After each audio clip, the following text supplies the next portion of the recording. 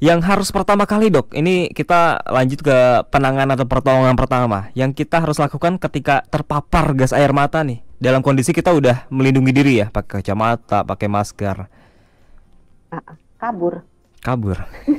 Kabur. Simple ya. Cari tempat yang sirkulasi udaranya lebih baik, cari tempat yang lebih tinggi, cari tempat yang tidak di arah angin bertiup. Karena ingat dia bisa ke bawah angin gitu. Terus kalau bisa pada proses kita pergi menjauh, tutup mulut dan hidung. Jadi kalau nggak punya masker, misalnya nggak bawa apa-apa gitu, bisa angkat kaos kita naik ke nutupin mulut atau hidung, atau kita tutup pakai tangan, atau kalau nggak mau, jangan teriak-teriak.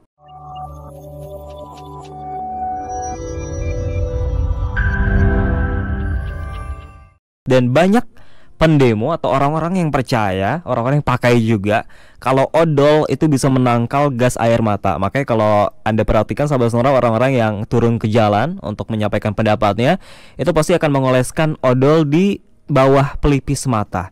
Itu benar nggak sih dok, kalau odol itu bisa menangkal gas air mata? Enggak.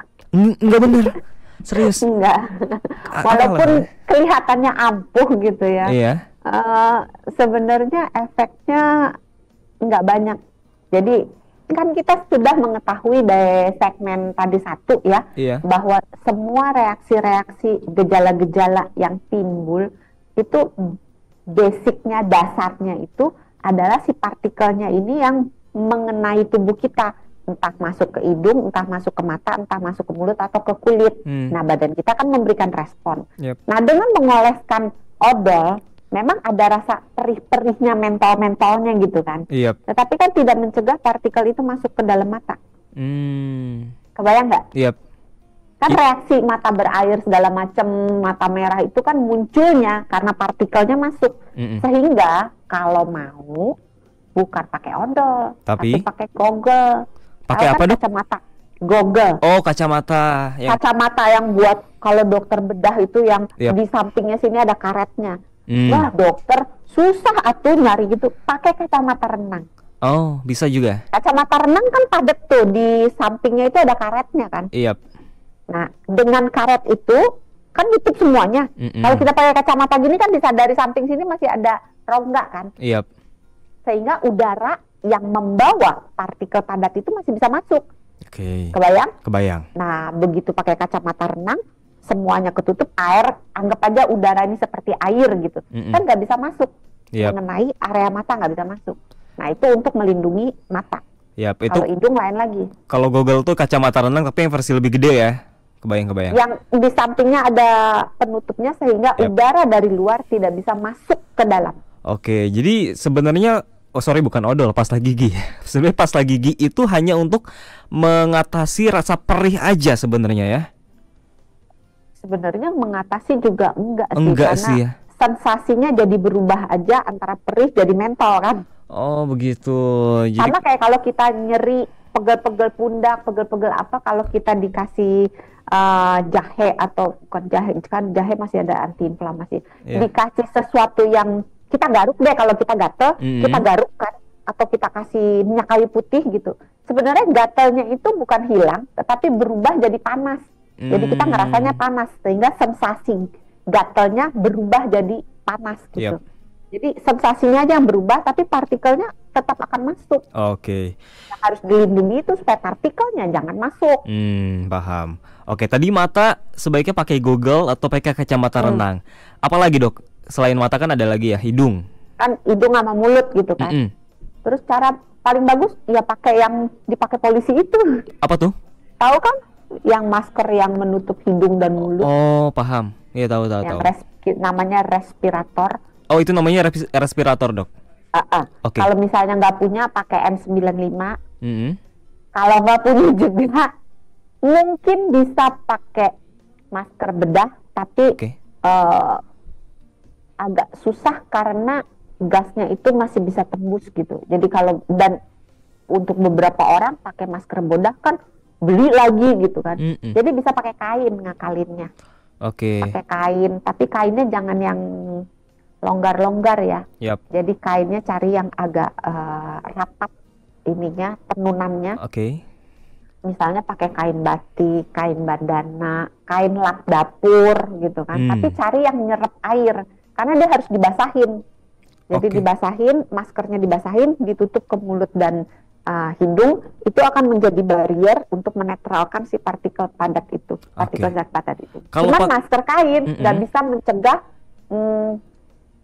partikel yang PM 2,5 itu tembus. Tembus ya. Oke, baik. Kalau pakai masker N95 atau respirator itu nggak usah dibasahin berarti? Nggak usah ya. Oke, berarti kalau mata pakai kacamata renang atau Google, hidung mulutnya pakai masker N95 yang disarankan atau respirator lebih disarankan lagi, ada lagi nggak? Yang perlu pakai baju lengan panjang. Oh, baju lengan panjang. Karena kan takutnya terpapar partikelnya bisa kena kulit. Pakai baju lengan panjang. Terus pakai sepatu yang nyaman, kalau bisa yang ketutup, jangan pakai sendal. Karena ingat kan partikelnya akan turun ke permukaan tanah, ke trotoar, ke manapun, pokoknya ke permukaan tanah. Kalau kita pakai telanjang kaki atau kita pakai sendal, kan ada kemungkinan partikelnya itu bisa kena ke kaki. Yang harus pertama kali, Dok, ini kita lanjut ke penanganan atau pertolongan pertama. Yang kita harus lakukan ketika terpapar gas air mata nih. Dalam kondisi kita udah melindungi diri ya, pakai kacamata, pakai masker. Kabur. Kabur. Simple ya. Cari tempat yang sirkulasi udaranya lebih baik, cari tempat yang lebih tinggi, cari tempat yang tidak di arah angin bertiup. Karena ingat dia bisa ke bawah angin gitu. Terus kalau bisa pada proses kita pergi menjauh, tutup mulut dan hidung.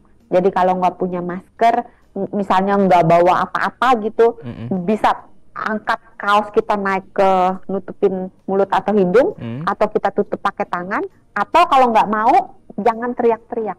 Karena semakin kita teriak kan kita mangap-mangap gitu, itu bisa masuk ke mulut gitu. Jadi tutup mulutmu dan pergi menjauh gitu dari si sumber gas air matanya. Terus kalau misalnya nggak pakai kacamata, udah terlanjur, dibasahi, dibasuh matanya kiri dan kanan dengan menggunakan, kalau pilihan yang paling baik itu air NaCl, air salin.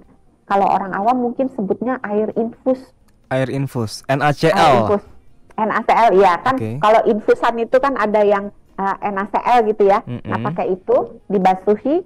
Cuman caranya harus agak tricky dikit gitu. Gimana tuh caranya? Ngebasuhnya jangan langsung kiri kanan begini, kecuali kalau dia nengadah.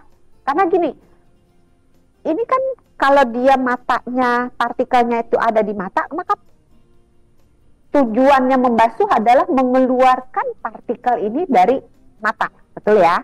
Nah, kalau misalnya kita ngucurinnya begini, nanti air basuhannya itu kan dalam tanda kutip mengandung partikelnya itu kan, kebayang nggak? Ngucurin begini tuh gimana, Dok? Ya kalau misalnya kita ngucurin begini, kan kalau kita lihat kalau di video-video itu kan orang ngucurin begini tapi nggak miring kan, sehingga air kucurannya kan turun ke wajahnya. Ya berarti kan kena wajahnya. Sebaiknya dimiringkan. Oh jadi yang benar itu mengucurkan airnya dengan posisi miring gitu ya? Miring. Terus agak bungkuk ke depan, kalau mau bungkuk ke belakang boleh. Intinya airnya itu diusahakan dibasuhnya kan satu persatu matanya, diusahakan dari arah tengah, dari tengah wajah ke arah telinga. Jadi kalau misalnya dimiringkannya, misalnya mata yang sebelah kiri yang mau dibasuh, maka miringnya ke arah kiri, kemudian airnya diteteskan dari arah hidung ke arah telinga. Jadi airnya biar ngalir ke bawah keluar, kebayang nggak? Iya, baik, kebayang. Kalau dikucurin. Nah, terus habis itu baru kucurin lagi di mata sebelahnya dengan memiringkan di mata kanan, memiringkan ke kanan, terus airnya dari atas ke bawah, dari arah hidung ke arah telinga. Dan posisinya agak bungkuk ya? Iya, jangan dikucek ya. Mau bungkuk, mau tengadah boleh, sepanjang airnya itu jangan, air bilasannya sedapat mungkin jangan ketelen, jangan kena badan gitu, karena kan mengandung partikel zat kimia tersebut. Oh, berarti pas membasuh mata dengan air, posisi tangan nggak boleh menyentuh mata ya, karena itu untuk menghindari terkucek ya. Sebaiknya tidak, dan jangan dikucek-kucek gitu, dibiarkan aja, terus matanya dibuka supaya kebuang semua. Kalau merem kan, ya apa gunanya dibasuh gitu. Karena saya lihat di video ada beberapa yang tutup mata ketika dibasuh. Oh, oke. Jadi harus sambil terbuka matanya ya. Iya. Baik. Nah, ini yang selanjutnya menarik juga, Dok. Anak kalau terpapar gas air mata, apa yang harus dilakukan nih? Sebenarnya kalau bisa jangan bawa anak-anak ya. Iya. Iya. Cuma agak susahnya adalah ketika anak ini terpaksa dibawa padahal udah pagi gitu. Ataupun bisa juga anaknya kebetulan lewat bersama orang tua gitu. dan nggak tahu kalau kondisinya ada gas air mata.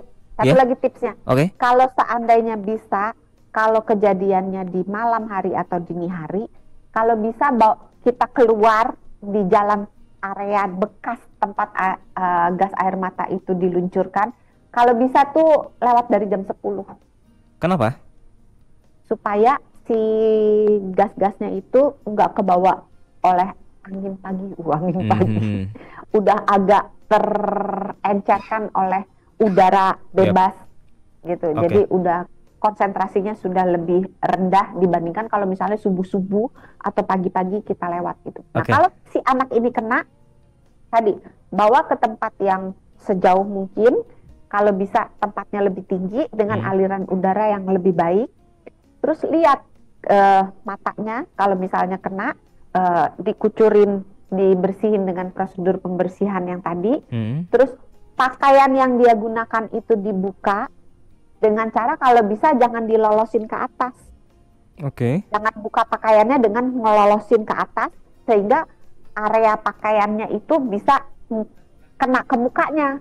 Kan itu partikel padat, jadi dia melekat di baju. Makanya kalau bisa pakai baju yang kancing depan supaya bukanya itu tinggal ke belakang gini kan. Nah, kalau misalnya udah terpaksa pakai itu ya gunting, daripada anaknya ada apa-apa ya bajunya aja dikorbankan gitu.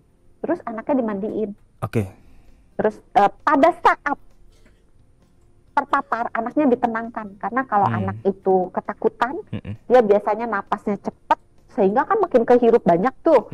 Napasnya cepat, terus anaknya nangis, mangap kan, masuknya lebih banyak. Jadi ditenangin, diajarin biasa aja napasnya, nggak ada apa-apa gitu.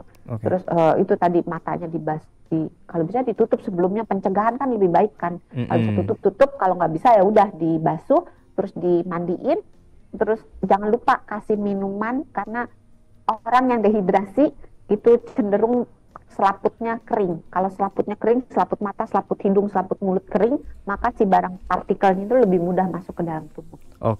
Termasuk juga kita dewasa ya, minum juga. Ya, sama minum dan baju, sama makan lah, harus penting. Baju juga ya.